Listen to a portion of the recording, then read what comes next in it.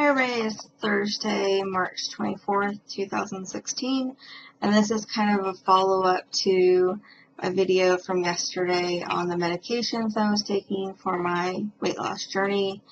Sort of like the diet that they wanted me to follow and the restrictions that I'm going to have as far as that diet, some of the guidelines that have been stated as far to me. It shouldn't be too much information I'm going to give you.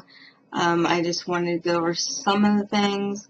I'm going to go ahead and tell you what the name of the diet is. You can go ahead and Google some more information. You should be able to find the full extent of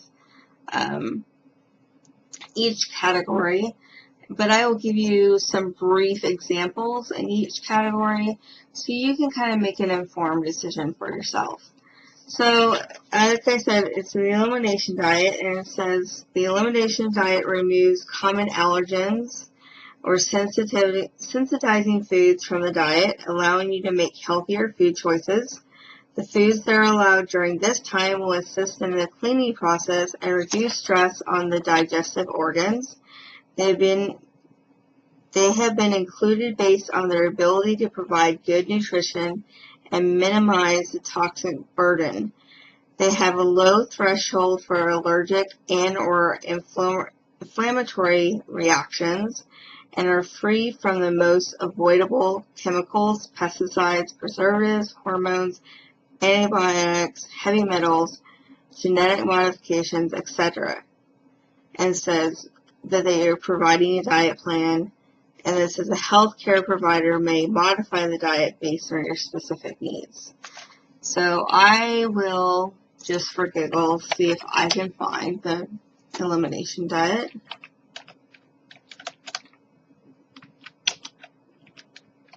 So I'm not telling you something.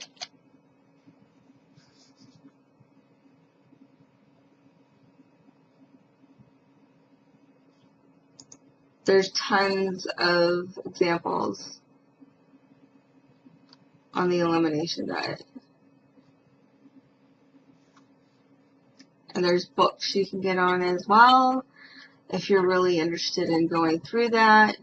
So let me give you some examples. So some of the things that my doctor told me that he wanted me to avoid is foods that he wanted me to avoid were white breads. All breads. So I can't have bread. White rice, pastas, and fried rice. I don't have that stuff anyway, so it really didn't affect me. Yesterday, like I said, when I did my vegan cuts review, I got the chickpea pasta in, and I said I wasn't going to eat it. I was just going to give it to my husband. And if he doesn't want to eat it, I'll just put it out by my mailbox, and somebody who doesn't have a lot of money can just have it instead. I'm more than happy to give away food if somebody else needs it. So these are all processed and chemically treated foods that you really don't want to have in your body in the first place. Your brown rices are going to be better for you. Stuff like quinoa is going to be better for you. So if you're going to do rices, that's a good thing for you to have. Second thing he said was artificial sweeteners. So things like Sweet and Low, Splenda, NutraSweet, Equal, all things that usually see in soft drinks as diet. They're added to your soft drinks as diet. Well, what happens when you drink that diet soda that has the Sweet and Low in it, or the saccharin that's supposed to make you lose weight, is you get addicted to that taste, and it makes you want to drink more, and you actually don't lose weight. You actually gain weight because you're drinking more of it.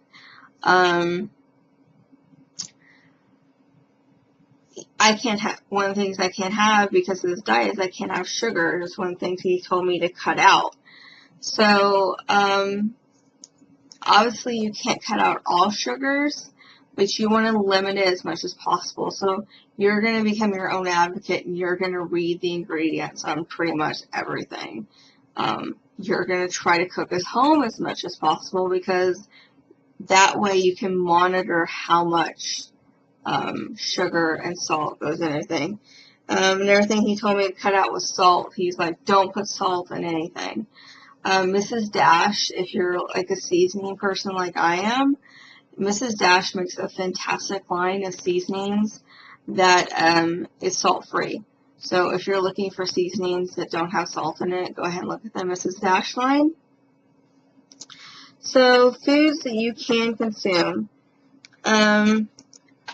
You can eat, you want to have a lot of protein.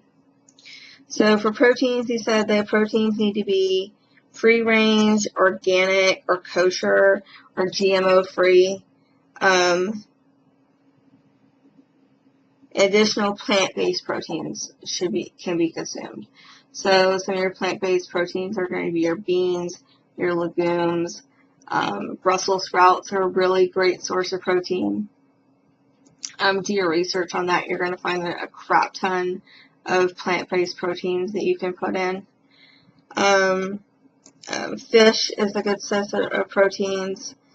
He didn't really list a lot of red meats, so I'm assuming that he wants you to primarily eat fish as your protein source, so I would stick with that. If you're going to eat a meat-based protein source, and well, you're going to combine meat-based and vegetable-based. But if you're going to eat meat, you're going to still have meat in your diet, then stick with your fish, because that's going to be your lean meats. And that's some of the things I learned when I got my lap band surgery, is to pretty much cut out red meat as much as possible and stick to things like fish, chicken, and pork. So your white kind of meats. Vegetables, I'll give you some examples of things that were included in vegetables I should have. I should have beet greens. I'll say some things that you guys might know. Mustard greens, cabbage, cauliflower, celery, Chinese collard greens, Brussels sprouts, I already said. Artichokes. Artichokes are really, really good. Just try not to eat them with butter. One suggestion I will have when it comes to when you're stir-frying vegetables and you're like, oh, well, I stir-fried it. It must be really healthy, but I stir-fried it in oil. Do you know you can stir-fry your vegetables in just water? So just put like 2 or 3 tablespoons of water in there instead. It's going to taste just as good. You're going to have less fat in it. Just add your seasonings afterwards and you're golden. That's all you need to do. Fruits. So he said you can have avocados, which is a healthy fat. I would limit how many avocados you have because it's a fattening fruit. Blackberries, blueberries. I usually put stuff like that in with my smoothies. Chrysanthemums, pineapples. Funny enough, I got a pineapple from Grub Market this week. Pomegranates, starfruits. Starfruits usually show up around the summer. And apples. I think I might have said that already. So your grains, your brown rice, your wild rice, your red rice, your quinoa. It says quinoa are the least allergenic of the grains. That's why it's the best one for you.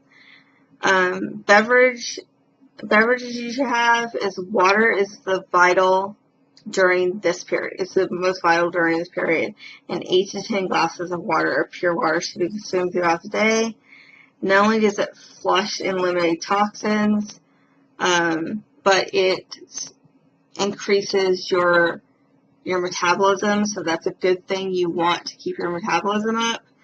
It also will keep you with the fact that I'm taking the medication and I feel extremely dehydrated. It'll keep me from not being dehydrated as much.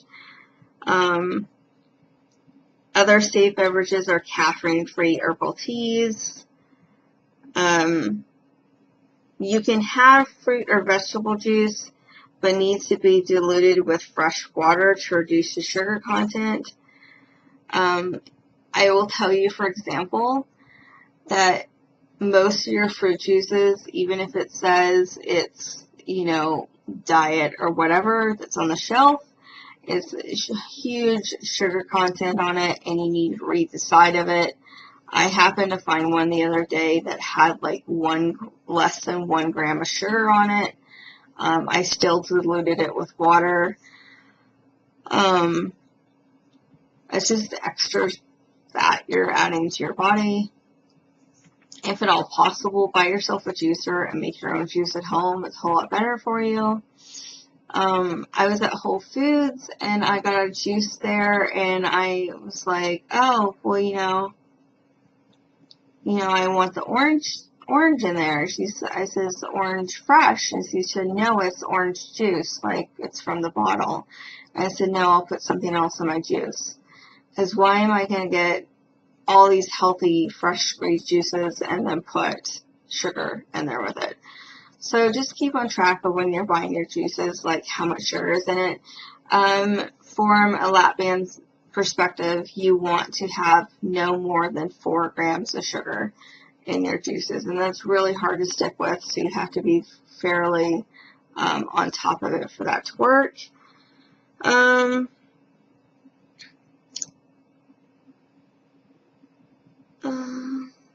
Condiments, he said wasabi, pesto,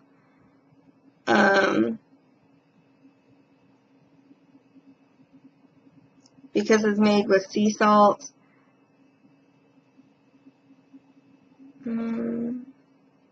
Sweeteners you can use it,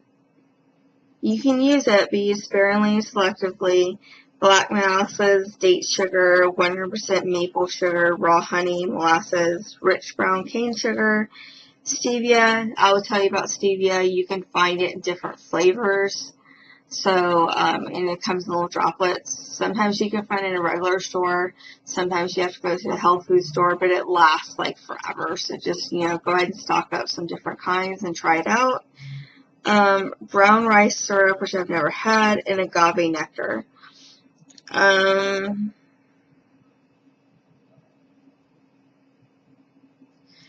Dips and spreads. Salad dressing should always be made in an olive or flax oil base. Avoid vinegar-based salad dressings. I've never heard that before, but there's got to be a reason for that. I think probably the acidity is not good for you. And then the spreads should be like garlic and onion. Beans, you can use chickpeas, kidney beans, lentil beans, a whole lot of beans, as long as they are non-GMO,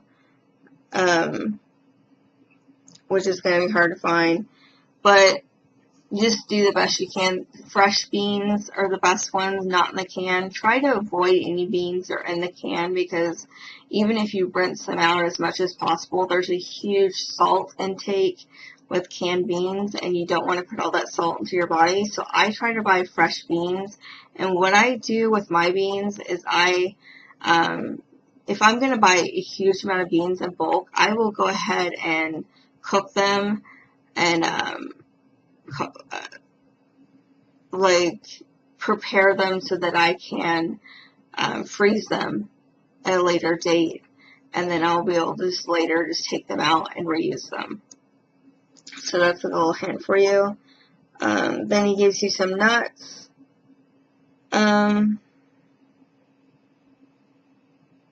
He says some nuts you can use, which is packed full of protein. And it's a healthy little snack to have during the day is have nuts. If you're feeling a little munchy instead of having a full meal, you can have nuts. And he says desserts should be limited. Fresh fruit is recommended any time. So those are a couple things that he told me. I think I went over yesterday that I have to have 6 meals per day, 6 mini meals per day. I have to work out for at least 15 minutes 4 times a week. And then I need to have at least 48 ounces of water a day, but I've been having like 64 to almost like 80. So I'm definitely needing that. I just want to let you guys know what's going on. So it's called the Elimination Diet. I really hope it works for some of you guys. Like I said, I've lost